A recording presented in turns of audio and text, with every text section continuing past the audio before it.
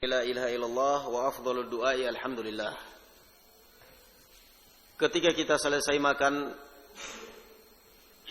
kemudian mengucapkan alhamdulillah, artinya kita telah meminta kepada Allah Subhanahu wa taala supaya nikmat yang sekarang kita rasakan ini jangan sampai dicabut. Dan bahkan kita telah meminta kepada Allah Subhanahu wa taala agar nikmat yang sekarang kita rasakan ditambah dan diberkahi. Ini makna daripada afdhalud du'ai alhamdulillah. Tayyib. Qala al-Imam Ibnu Katsir rahimahullahu taala. Wa fi Sunan Umar ibn Majah an Umar عن ابن عمر أن رسول الله صلى الله عليه وسلم حدثهم. Dari Ibnu Umar bahwasanya Rasulullah sallallahu alaihi wasallam mengatakan atau menceritakan kepada mereka, inna 'abdan min 'ibadillah qal, sesungguhnya salah seorang hamba dari hamba Allah Subhanahu wa taala berkata, Ya Rabbi lakal hamdu kama yanbaghi li jalali wajhika wa 'azimi sultanik. Fa'adalat bil malakaini falam yadriya kaifa yaktubaniha. Sesungguhnya salah seorang dari hamba Allah Subhanahu wa taala mengatakan, Ya Rabb lakal hamd kama yanbaghi li jalali wajhika wa 'azimi sultanik. Sehingga malaikat pun tidak faham atau enggak tahu apa yang harus ditulis dengan kalimat tersebut. Fasa'ida ila Allah faqala, mereka pun naik kepada Allah Subhanahu wa taala dan dua-duanya mengatakan, Ya Rabbana inna 'abdan qad qala maqalatan la nadri kaifa naktubuha. Wahai Rabb, sungguhnya seorang hamba-Mu telah mengucapkan kalimat di mana kalimat tersebut kami enggak tahu apa yang harus kami tulis. Qala Allah wa huwa a'lamu bima qala 'abduhu. Allah kemudian bertanya, bukan karena Allah tidak tahu, cuman Allah sekedar bertanya dalam keadaan dia lebih tahu. Madza qala 'abdi, apa yang diucapkan hambaku? Qala ya Rabbi innahu qad qala ya Rabbi lakal hamdu kama yanbaghi li jalali wajhika wa 'azimi sultanik. Faqala Allah lahumā, maka Allah mengatakan kepada malaikat, uktubaha kama qala 'abdi hatta yalqani fa'udziyahu biha. Allah mengatakan, tulislah seperti apa yang dia ucapkan sampai dia bertemu dengan aku dan saya akan memberikan balasan yang setimpal. Artinya menunjukkan barakallahu fikum besarnya makna daripada kalimat tersebut. Tetapi hadis ini didhaifkan oleh Al-Allamatul Albani rahimahullahu taala dalam Dhaif Ibnu Majah. وحكى القرطبي عن طائفة أنهم قالوا قول العبد الحمد لله رب العالمين أفضل من قوله لا إله إلا الله. Sebagian ulama mengatakan bahwasanya ucapan seorang hamba alhamdulillahi rabbil alamin lebih utama daripada ucapan la ilaha illallah. Lishtimalil hamd lillahi rabbil alamin ala tauhid ma'al hamd. Karena alhamdulillah mengandung tauhid dan juga mengandung pujian. Wa qala akharuna la ilaha illallah afdal li'annaha tafsilu bainal imani wal kufr. Dan ulama yang lain mengatakan bahwasanya la ilaha illallah lebih afdal, lebih utama, karena ini adalah pemisah antara iman dan kufur. Wa 'alaiha yuqatalun nas hatta yaqulu la ilaha illallah. Dan di atas kalimat ini pula diperangi manusia sampai mereka mengucapkan la ilaha illallah. Kama thabata fi sahih atau fil hadits al-muttafaq alaih. Sebagaimana yang sabit di dalam hadis al-muttafaq alaih. Wa fil hadits al-akhar, dan di dalam hadis yang lain, afdalu ma qultu ana wan nabiyyuna min ba'min qabli la ilaha illallah wahdahu la syarika lah. Hadis ini barakallahu fikum menunjukkan bahwasanya para anbiya zaman dahulu dan terakhir Nabi kita Muhammad sallallahu alaihi wasallam, ucapan mereka atau dakwah mereka adalah la ilaha illallah. ucapan yang paling afdal yang saya ucapkan maupun nabi-nabi sebelum saya adalah la ilaha illallah. Da'watul anbiya wahdahu la syarikalah. Wa qad taqaddama an Jabir marfu'an. Hadis ini hadis sahih. Afdalu dzikri la ilaha illallah wa afdalu du'ai alhamdulillah. Kesimpulannya barakallahu fikum dari khilaf yang dinukil oleh Imam Ibnu Katsir rahimahullahu taala dari ucapan Ibnu Jarir. Sebagian ulama mengatakan bahwa alhamdulillah lebih afdal daripada la ilaha illallah.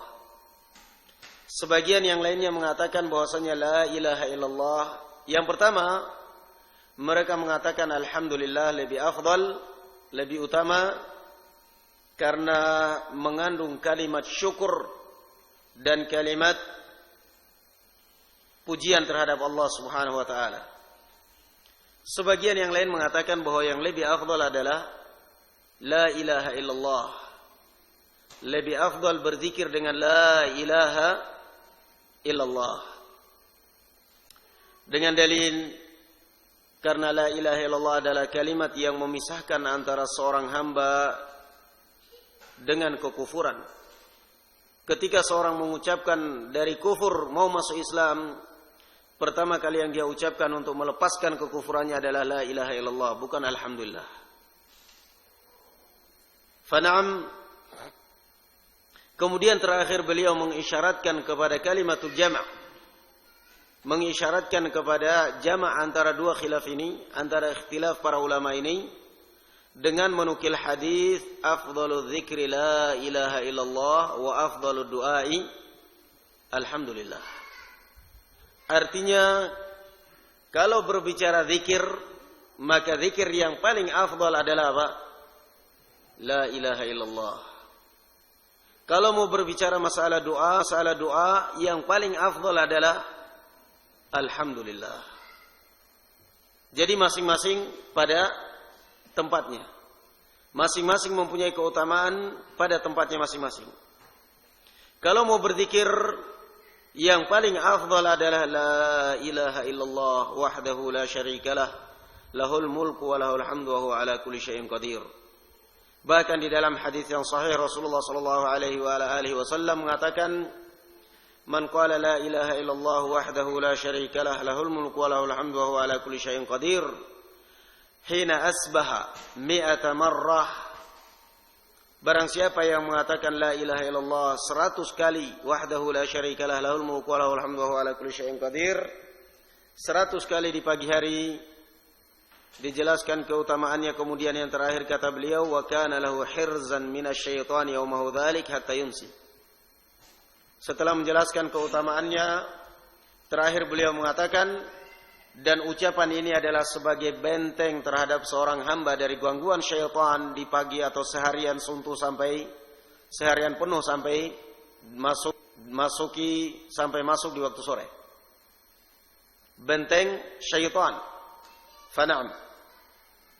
Benteng diri kita dari syaitan adalah ketika kita di waktu pagi yang diistilahkan dengan adhkarus sabah wal masa, jangan lupa membaca la ilaha illallah wahdahu la syarikalah lahul mulku wa lahul hamdu wa huwa ala kulli syai'in qadir. Bukan berarti syaitan tidak mungkin menggoda kamu sama sekali, bisa, menggoda bisa. Cuman artinya minimal ada penyeimbang. Bukan berarti kita terbebas dari godaan syaitan dengan membaca zikir ini seharian, tidak. Tetapi artinya minimal ada kekuatan. Minimal ada pertahanan.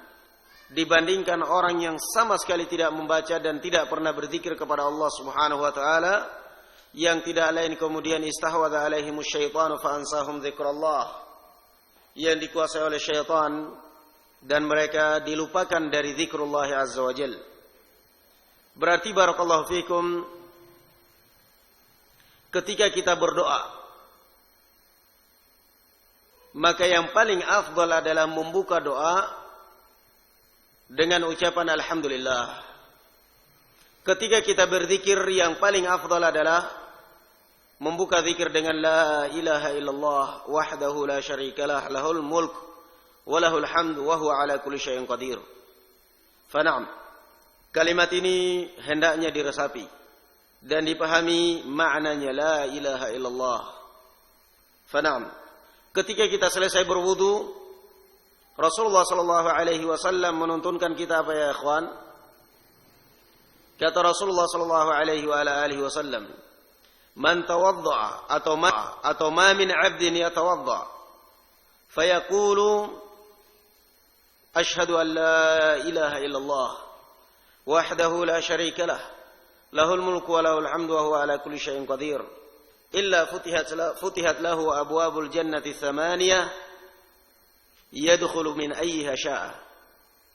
Tidak ada seorang hamba pun yang berwudu dengan secara sempurna, kemudian setelah selesai berwudu mengatakan la ilaha illallah wahdahu la syarikalah lahul mulk wa lahul hamd wa huwa ala kulli syai'in qadir. Lebih nikmat ya ikhwan barakallahu fikum tatkala kita berdoa walaupun sudah kita hafal, walaupun sudah hafal di luar kepala, tetapi tatkala kita berdoa dengan diputus dengan diresapi dan dengan secara tartil, rasanya lebih lezat. Selesai berwudu, setelah mensucikan anggota tubuh kita, setelah mensucikan wajah kita, setelah mensucikan tangan kita, kaki kita, dalam rangka menghadap Sang Pencipta, suci semuanya sudah. Wajah sudah kita sucikan, tangan sudah kita sucikan, pakaian sudah kita sucikan semuanya. Yang terakhir kali adalah kita mensucikan hati kita. Kita mensucikan hati kita dari noda-noda kesyirikan, dari najis-najis kesyirikan, dengan mengucapkan asyhadu an la ilaha illallah wahdahu la syarikalah lahul mulk wa lahul hamdu wa huwa ala kulli syai'in qadir. Lihat. Demikian setelah selesai, dan yang diistilahkan sebagian oleh para ulama dengan tajdidul iman, memperbaharui keimanan. Setiap selesai berwudu, asyhadu an la ilaha illallah wahdahu la syarikalah wa asyhadu anna Muhammadan abduhu wa rasuluh.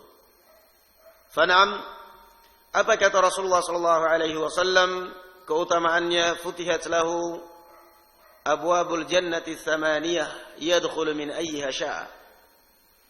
Tidaklah seorang hamba mengucapkan doa ini tatkala selesai berwudu kecuali akan dibukakan untuk dia 8 pintu surga, dan dia memilih dari mana saja dia mau masuk surga. Kapan ini? Di yaumil qiyamah. Jangan kemudian pakai akal-akalan. Buktinya saya enggak lihat. Mana buktinya saya setelah selesai berwudu membaca doa juga enggak ada, saya enggak pernah lihat surga. Jahil. Dunia ini tempat apa? Tempat amal. Dunia ini adalah mazra'ah, tempat kita bercocok tanam. Kapan panennya? Kapan panennya? Di yaumil qiyamah. Panennya kalau sudah yaumul mahsyar. Panennya kalau sudah yaumul malhamah, yaumul haqqah, yaumud din. Di situ kita akan panen amalan kita. Sehingga jangan menyia-nyiakan kesempatan atau keutamaan yang seperti ini, yang ternyata begitu dekatnya pintu surga kepada seorang hamba kalau dia mau menjaganya. Selesai berwudu mengucapkan kalimat seperti ini. Fana'am. Tetapi tatkala kita berdoa, yang paling afdal adalah mulai dengan alhamdulillah, atau doa yang paling afdal adalah alhamdulillah. Fana'am barakallahu fikum. Demikian dua kalimat ini. Kalimat yang pertama adalah la ilaha illallah. Kalimat yang kedua adalah alhamdulillah. Fana'am. La ilaha illallah adalah apa rukunnya barakallahu fikum? Rukun la ilaha illallah apa ya ikhwan? Ada berapa rukun la ilaha illallah? Apa aja? 6. Ada 2. Rukun la ilaha illallah ada 2. An-nafyu wal itsbat. An-nafyu wal itsbat. Artinya bukan hanya sekedar mengatakan la ilaha illallah, tetapi hendaknya memahami rukunnya dan syaratnya. Ada orang yang mengucapkan la ilaha illallah tetapi menjadikannya sebagai ajian, sebagai jampi, sebagai jimatnya. La ilaha illallah tapi meminta bantuan dengan jin. Meminta bantuan pada makhluk halus. Mana la ilaha illallahnya? Menunjukkan tidak faham rukunnya. Apa rukun la ilaha illallah? Rukun la ilaha illallah adalah an-nafyu wal itsbat. Yang pertama adalah an-nafi. Menafikan semua sesembahan. Semua bentuk pertolongan kepada suatu perkara yang tidak bisa mampu melakukannya kecuali Allah Subhanahu wa taala dan hanya memintanya kepada Allah semata. Ini an-nafi. Wal itsbat, kemudian menetapkan sesembahan ibadah, meminta pertolongan, meminta ampunan, meminta rezeki semuanya hanya kepada Allah Subhanahu wa taala. Ini rukun la ilaha illallah. An-nafyu wal itsbat. Rukunnya dua. An-nafyu wal itsbat. Fana'am. Adapun syaratnya disebutkan oleh para ulama, banyak syaratnya, ilmun yaqinun wa sidquka ma' mahabbatin wa inqiyadin wal qabuli laha ila akhirih. Tetapi hanya kita ingin menyebutkan rukunnya saja yang sangat penting. Thayyib. Ini rukun la ilaha illallah yang harus kita fahami. Dan ini dipahami oleh kaum musyrikin. Dipahami oleh kaum musyrikin Arab zaman jahiliyah, faham mereka. Sehingga tatkala mereka diajak untuk mengucapkan la ilaha illallah, tidak mau. Tidak mau sama sekali. Aja'al al-alihata ilahan wahida inna hadza la syai'un ujab. Masa kita hanya menyembah satu ilah saja, ini sungguh yang sangat aneh. Karena memang barakallahu fikum, ini zaman Makkiyah. Zaman Makkiyah ya ikhwan, tidak ada istilah munafik. Tidak ada istilah munafik. Yang ada adalah apa? Islam dengan kafir. Tidak ada istilah munafik zaman Makkiyah dan di awal-awal zaman Madaniyah. Zaman hijrahnya Rasulullah sallallahu alaihi wasallam di Madinah. Tidak ada munafik. Fana'am. Sehingga mereka tidak mau mengungkapkan sesuatu di lisan, di mulut, kemudian hatinya menyelisih, tidak mau. Mending bermusuhan secara terang-terangan daripada pura-pura. Diperintahkan, qulu la ilaha illallah tuflihu. Katakan la ilaha illallah, niscaya kalian akan selamat. Mereka mengatakan, aja'ala al-alihata ilaha wahida inna hadza la syai'un ujab. Artinya kalau kita mengucapkan la ilaha illallah berarti rukunnya, konsekuensinya adalah meninggalkan Allata wal Uzza wa Manata tsalitsata al-ukhra. Meninggalkan sesembahan-sesembahan berhala-berhala yang kita keramatkan ini. Sehingga mereka tidak mau sama sekali. Mending tidak mau mengucapkan daripada mengucapkan di lisan sementara hatinya mengingkari, tidak mau sama sekali. Tidak ada kemunafikan. Kapan munculnya nifaq? Di dalam Islam munculnya nifaq setelah perang Badr. Setelah perang Badr, di situ kemudian Abdullah bin Ubay bin Salul dan CS-nya melihat bahwa ternyata Muhammad ini kuat. Tadinya mereka tidak mau. Untuk apa kelompok yang kecil seperti ini aja kok perlu basa-basi segala? Kafir atau muslim?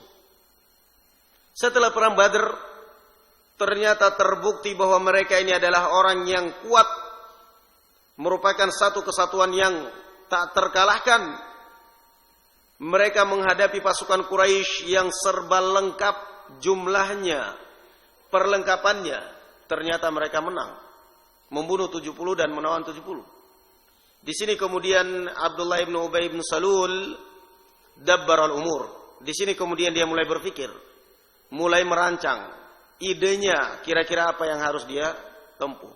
Mau masuk Islam berat, mau kafir terang-terangan berat, karena bakal dibunuh oleh kaum muslimin.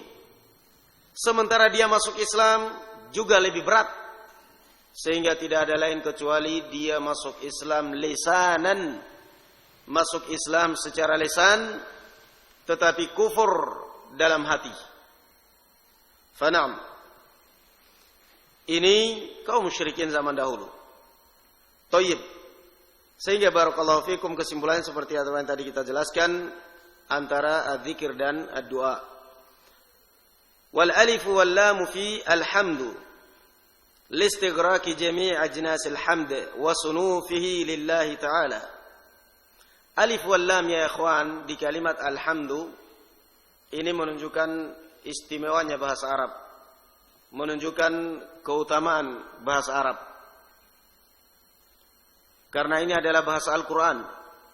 Makanya kalau kita lihat sekarang bahkan dari zaman dahulu diupayakan semaksimal mungkin, diusahakan dan diupayakan oleh orang-orang barat, oleh orang-orang kafir untuk menggeser studi bahasa Arab di madrasah-madrasah.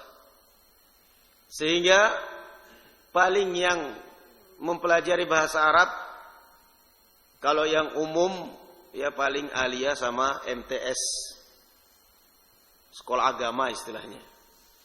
Kalau mungkin ada, mungkin dari organisasi, mungkin sebagian, mungkin sekolah-sekolah milik organisasi Islam ada.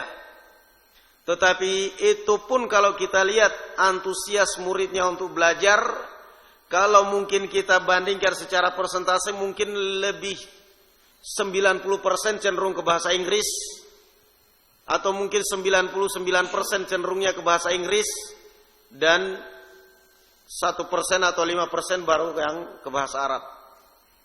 Apa mikirnya? Mikirnya dunia. Karena yang dipikir dunia. Lah bahasa Arab paling jadi apa di sana? Paling untuk TKW aja. Paling untuk TKI, TKW di sana katanya. Tidak ada gunanya di sana, juga dizalimi terus.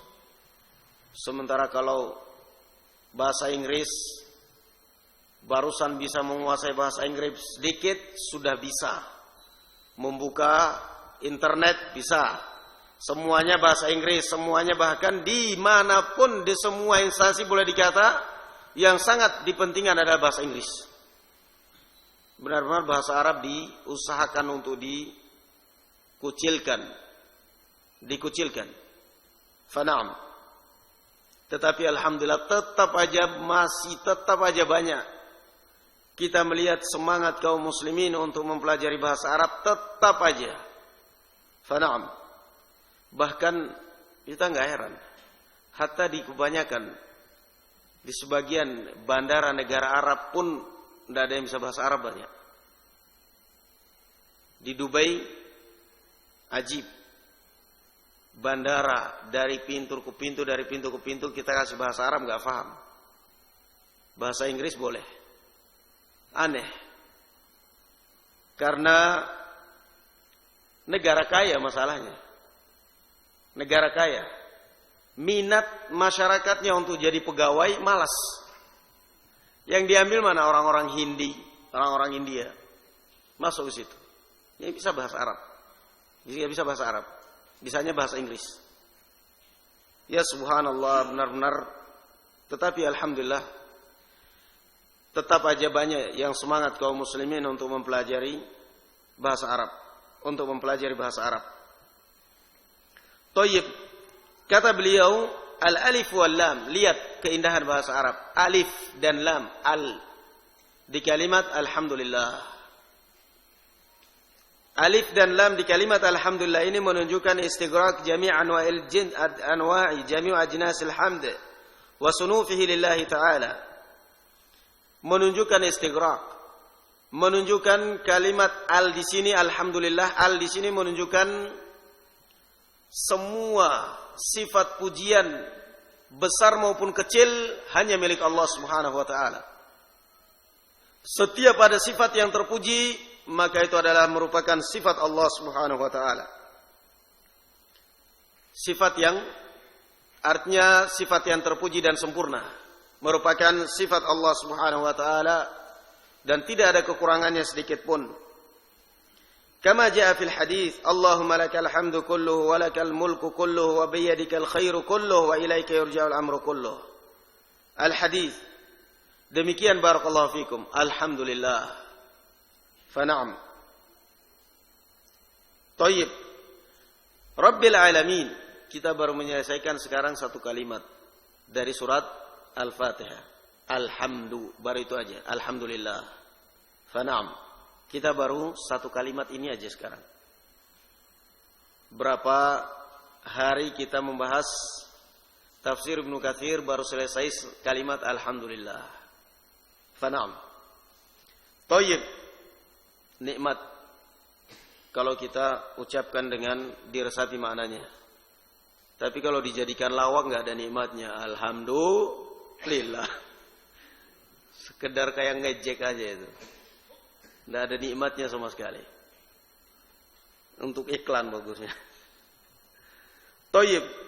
Sekarang kalimat Rabbil Alamin. Alhamdulillahi Rabbil Alamin. Qala wa Rabbu huwal Malik al-Mutasarrif. Ar-Rabb adalah Al-Malik, Al-Mutasarrif. Raja Al-Mutasarrif yang memiliki. Wa yutlaqu fil lughati ala sayyid. Adapun secara bahasa adalah as-sayyid, pemilik, tuan. Wa 'ala al-mutasarrif lil islah. Dan juga secara bahasa bisa dimutlakkan kalimat Rabb adalah sang yang mengatur demi untuk kebaikan. Wa kullu dzalika sahihun fi haqqillahi ta'ala. Dan semua ini bisa digunakan kepada Allah Subhanahu wa ta'ala. Wa la yusta'malu ar-rabbu li ghairillah bal bil idafati. Taqulu rabbud dar, rabbu kadza. Wa amma ar-rabb fala yuqalu illa lillah azza wa jalla. Wa qad qila innahu al-ismul a'zam. Kata beliau, secara bahasa Arab ya ikhwan, apa tadi? Pemilik. Ada misalnya suatu peternakan. Yang mengurus ternak ini tadi dinamakan apa? Secara bahasa dinamakan, bisa dikatakan Rabb. Tetapi barakallahu fikum, harus diingat. Kata beliau bahwasanya kalimat Rabb tidak boleh kita gunakan selain Allah Subhanahu wa ta'ala, kecuali harus disertakan dengan kalimat yang sesudahnya.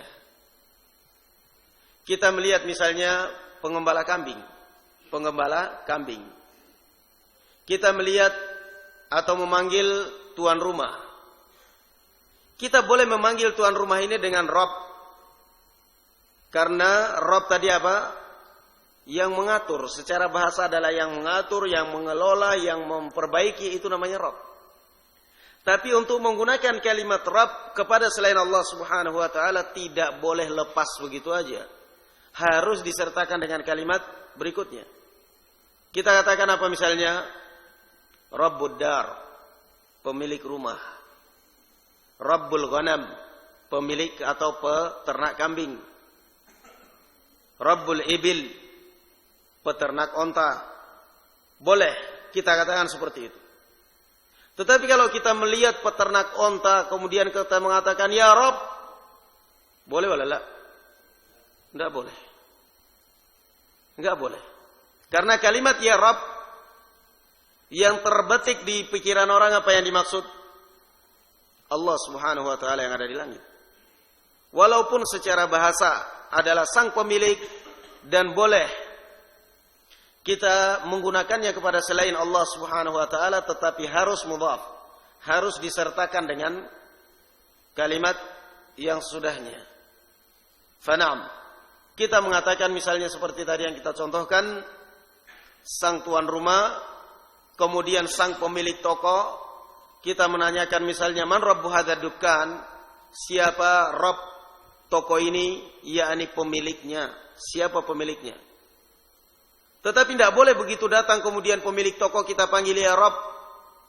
Tidak boleh. Yang boleh apa? Ya Rabbad dukan, wahai pemilik dukan. Yang lebih selamat, yang paling selamat adalah kita panggil ya sahibad dukan, ya sahibad dar. Lebih selamat. Lebih selamat kita panggil wahai sahib, yakni pemilik. Supaya tidak mengesankan kalimat yang salah. Karena bisa aja orang salah dengar. Fanam. Ini barakallahu fikum. Berarti sekarang kita sudah melewati 2 kalimat. Kalau yang kemarin lafaz Allah. Kemarin lafaz Allah Subhanahu wa taala barakallahu fikum tidak bisa dimutlakkan kecuali kepada Allah Subhanahu wa taala. Tidak bisa. Hatta mau diidhafakan atau apa tidak bisa. Adapun sekarang Arab bisa, tetapi dengan disertakan kalimat yang sesudahnya. Thayyib. Alhamdulillahi rabbil alamin. Thayyib. Wal alamin wa qad qila innahu al-ismul a'zam. Wal alamin jam'u alam. Adapun al-alamin adalah jamak daripada alam. Wa huwa kullu mawjudin siwallah. Dan al-alam adalah setiap wujud selain Allah Subhanahu wa taala. yakni tidak boleh kita mengatakan kepada Allah Subhanahu wa taala adalah alam. Allah adalah alam yang ada di langit lah. Yang ada di langit, yang ada di dunia hanya Al-Khaliq dan Al-Alam. Kalau kita mengatakan misalnya Allah Azza wa Jalla adalah alam, artinya berarti apa barakallahu fikum? Tidak ada pencipta. Lihat. Kalau kita mengatakan bahwasanya Allah Subhanahu wa taala itu adalah alam, alam yang ada di langit, berarti artinya tidak ada pencipta. Sementara Allah Subhanahu wa taala di sini menegaskan adanya dua. Alhamdulillahi Rabbil alamin. Yang pertama apa? Rabb. Yang kedua Al-alamin. Menunjukkan adanya dua wujud. Menunjukkan adanya dua wujud. Wujud yang pertama adalah wujud Rabb Al-Khaliq, pencipta. Wujud yang kedua adalah wujud alamin. Wal alam adalah al-khalq, makhluk. Selain Allah Subhanahu wa taala dikatakan makhluk. Sebagaimana yang kita lewati di dalam al-usul tsalatsa, wa kullu ma siwallahi alamun wa ana wahidun min tilkal alam. Setiap selain Allah Subhanahu wa taala dinamakan alam, dan saya adalah salah satu daripada alam itu. Fabarakallahu fikum. Khata kalau ada yang mengatakan atau ada yang mengungkapkan bahwasanya Allah itu adalah termasuk alam gaib, termasuk alam yang gaib, tetapi hendaknya hindari kalimat-kalimat alam, karena ada dua tadi. Yang namanya alam adalah selain Allah Subhanahu wa taala. Thayyib. Wala tustayib Allah. Wa kullu ma wal alamu jam'un la wahida lahu min lafdhihi wal awalimu asnaful makhluqat fis samawati wal ard wa fil barri wal bahr wa kullu qarnin minha wajilin yusamma alaman aidan. Fa na'am, yakni alam ini adalah sunuful makhluqat, bentuk makhluk yang ada di langit dan di bumi. Al-muhim barakallahu fikum, yang ada adalah yang pertama Rabb, yang kedua adalah alam. Fa na'am. Wa sallallahu ala nabiyyina Muhammad wa ala ali Muhammad wa subhanakallahumma bihamdika la ilaha illa anta astaghfiruka wa atubu ilaik. Wassalamu alaikum warahmatullahi wabarakatuh.